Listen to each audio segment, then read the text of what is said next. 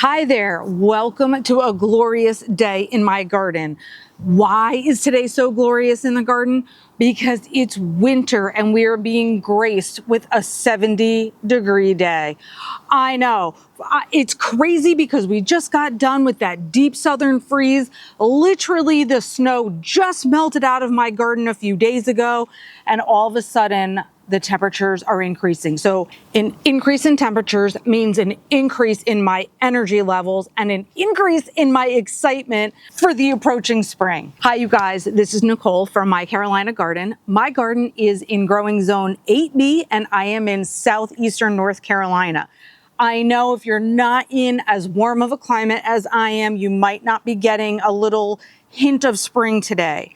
But don't worry, because this little treat that is coming my way is going to come your way also. So we are going to be in the garden. We are going to be looking at plants today because we can. So please experience the enthusiasm right along with me because we could get through this last bit of winter together. Very recently, I posted a video about the benefits of gardening, like for our mental health and our physical health. The response was overwhelming as you shared personal stories with me about ways that gardening has helped you get through things, etc. Oh my gosh, I'm so thankful for that. And this is sort of a little bit of a piggyback off of that same idea because, as I said, the temperature has increased, which has actually changed my energy level. I feel so good and so excited that I want to be out here talking with you, being with my plants, and getting my hands dirty today. Time to get digging. So I had stopped at the garden center earlier and I was hoping I was going to come away with this awesome plant haul to show you some great new cold weather goodies. Didn't happen. They did have pansies and violas. They didn't look all that great. And that was it. I didn't even have any snapdragons to choose from. Hellebores were there, but hellebores are outside of my budget. We're talking $20 for, a small, like a pot this size, a 1 quart or whatever this is, $20. No, thank you. But I want to show you some of the things that I got just so we can have some fun. If you've been with me for a little while, you recognize this blue boardwalk pathway that I'm on as my secret garden. So of course my secret garden is dormant right now. I do have a lot of tropical plants in here that are not ready to wake up at all. But I did bring out 2 of my mandavillas that used to be inside my waterfall for glorious summer color and wonderful addition to the secret garden. But if you remember, at the end of fall, I dug them out. They've been living in the greenhouse. These gorgeous babies have just been blooming like the whole time in the greenhouse. So since the day was so glorious, like I said, I brought them outside and put them out here in the secret garden just so they can remember what it felt like. The begonias have been blooming gorgeously in there as well. I just have no complaints at all. Impatiens for me are a little harder because I have full sun gardens everywhere. So I don't usually have a ton of those, but my friend gave me those and I'm happy to say that they're still with me. On to the plants that I purchased today. So I am a sucker for a plant sale, and all of the cacti and succulents were on sale at the garden center today. So even though I didn't have great luck getting things for outside or getting things to put outside now, still in the chilly weather, I got some gorgeous echeveria. Oh my gosh. So the reason why I picked this one is because, well, first of all, it's huge. You see how big this is. But secondly, because I love the red colored tips on this. So I am going to add this into my poolside garden come warmer weather, and it will live outside in my succulent garden the whole rest of the warm days. Okay, so that's one. Another one I got that was similar. I don't want it to knock over in the breeze here. Oh, look at this. And the reason I picked this one is because I have this huge head right here, and then I have another little baby off to the side. So just as I did with my kalanchoe, also at the end of the season, sliced off the baby pup that was growing on the side, and I repotted that, and it has rooted successfully. I'm going to do the same thing with this, and I'm telling you this because I'm holding myself accountable, not just to do it, but to try to make it successful. I don't have 100% success rate in separating succulents and getting them to reroot. Some people say they're the easiest thing in the world. I just don't agree with that. They're not that easy. And then I got these 2 guys too. Now I've been starting a little bit of a terracotta pot a collection, I guess. So when I find some cool ones with like some nice coloring to them that look like supernatural, I just can't resist it. So I got this little sweet baby as well. This is a hen and chick actually. So they should be able to be put into the ground and multiply. And then this one was just a piece of a succulent that I'm trying to root. That was a baby pup off of another one. So all my succulents are here, but this is the most kind of plant haul I can give you. So of course you recognize this area as my rock garden because my gorgeous boulders are here. By the way, I'm in love with moss and I love having it grow on my rocks. I just wanted to say that. What I wanted to show you over here though, first of all, my creeping moss phlox is still blooming. It was blooming underneath the snow. It's still up here now, and I'm just like, thank you, thank you, thank you for this beautiful color. This is the only thing that I really have blooming, but I wanted to point out two other items just because we're keeping an eye on these things all the time. One of them is, see this plume right here? This plume is dianthus. Now, I made a video last spring that was like an ode to the dianthus because I think it's an amazing plant. You know, carnations are also a type of dianthus, or sometimes you hear them called pinks. I really love them because they come in so many different varieties. They have different style bloom heads and everything like that. Well, the reason I'm pointing this out is because the foliage is evergreen and I get to enjoy this bit of green in my winter garden continually. Now, the other, actually, I'm going to show you a different dianthus that I have, and it's over that direction, but I wanted to point out the green right there, and then we're going to get back to dianthus again. And you see this right here, this rich burgundy?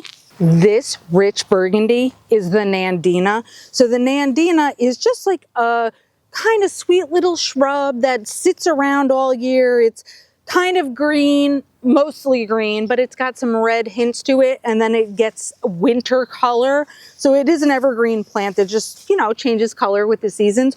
I just wanted to point out how stunning this foliage is. So gorgeous. The burgundy color is amazing. I see some hints of green leaves underneath there, but even the stems are red. Oh my gosh. So you look over in this area of the garden and it's almost like the burgundy here sets off the pink and the phlox, and it's like, yeah, all right, that's amazing. Let's take a peek here at my green twister echinacea seeds that I have winter sowing. Very moist in there, so that part's looking good, but no sprouts yet. Boo. Okay, so I promised you another look at some dianthus. This is another dianthus that I have, simply marked as annual when I purchased it last year. Well, again, we have our foliage staying green for the most part. It does, you can tell that it's been cold. Some of the leaves are not perfect, but I have a perfect bloom right there and other flowers that have budded up.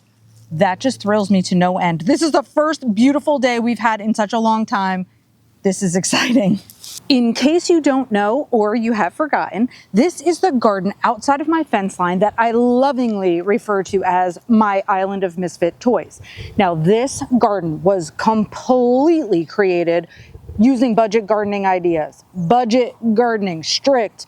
Don't want to spend money on it. How can I do it? How can I expand my landscape and not spend a ton of money? I divided up my own perennials. I garden shared with people, things that people gave me that I didn't really know where to put them. I put them out here.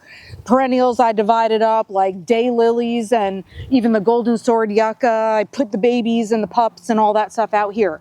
Then if I find great deals at a clearance garden center, but I don't know where to put them, I put them out here. So this garden started out with just that idea in mind. Everything on a budget. But then I realized that because this whole garden is outside of my fence line, it's public. My neighbors can see as they drive by, and it doesn't look that great to look like a big hodgepodge. It's not even really cottage garden style. It's just hodgepodgey. So I've decided that this year, 2025, is the year that I'm going to make this space amazing so that people driving by get a little tiny taste as to what I have going on in my gardens in the backyard, because that's my space. You know what I mean? So because this day is so wonderful, I am going to do things like plant up these junipers that I got on a crazy, this was a great plant haul. that I did show you back in the fall where I got so many plants for 50% off. So this is some of those plants.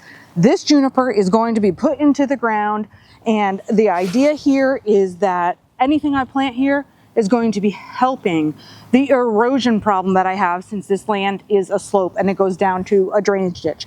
So the juniper is right part of that, and I want it to extend and take up as much of the ground space as possible to help with that erosion issue. So it's time to get my hands dirty. It is time to do some work in the garden. When the temperatures are mild and it's not too wet out here, that's the best time for me to dig up and remove some of my sod, because I need to increase my planting space so I can get more things in the ground. And oh, by the way, since I'm beautifying this space, you know I'm going to buy some new stain to restain the outside of the fence. It has been too long and that job needs to get done. My Island of Misfit Toys is a huge space. So I have junipers that you can see closest to the foreground there, a few of them lining that space. So I have to come up with the area where I'm gonna put the new junipers. And then I have 4 of these liriope. Oh my goodness, they were like a beautiful yellow color. Well, they have been eaten all the way down to the little nubbins, and I see little droppings from bunny rabbits. So I have to spray out here for deer and rabbits as well.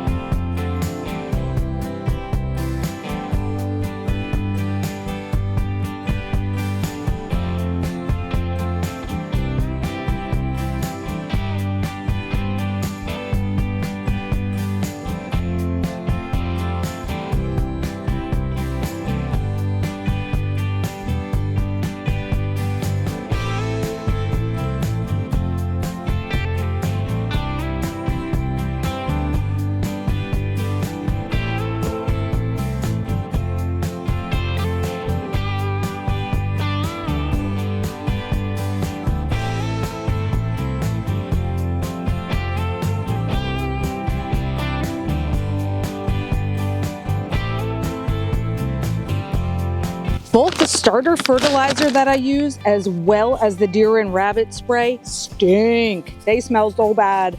So I just use disposable gloves to do those jobs.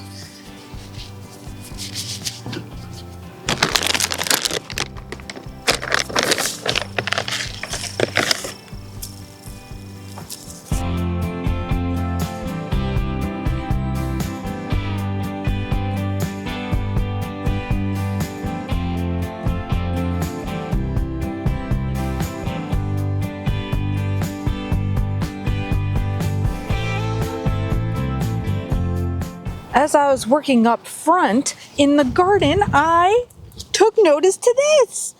My muscari, or grape hyacinth, is starting to come up. Can I just tell you how absolutely amazing it feels to be warmed up from some exercise in the garden and just, oh my gosh, be out there doing gardening work again? It is such a treat today. The last thing I kind of wanted to give you an update on is my Pineapple Express mangave. So that is this right here. It is hardy-ish in my zone 8B. So I left it in the ground thinking if it's hardy, then it's going to survive, right? So as of right now, I see no green foliage at all, even underneath. I'm going to leave it alone. I am not sure what's going to happen. If it will come back, was I supposed to cover it? I don't know. But I did dig up these pups from beside it right before winter came, I guess. I've been keeping these inside. So if this does not make it, we'll know mangave's too much on the line for me, but at least I have these guys to move forward with. Thank you for sharing this beautiful day in the garden with me. I was so glad to just walk around, show you some things, of course, get a little work done. Oh my gosh, this has been so amazing. I'm curious to know if some of your gardens are waking up at this point or what you're seeing weather-wise. I know this January has been so challenging for everyone, so I'm looking forward to inching closer and closer to spring. Please subscribe to the channel if I provide the kind of content that you enjoy. And until next time, happy planting.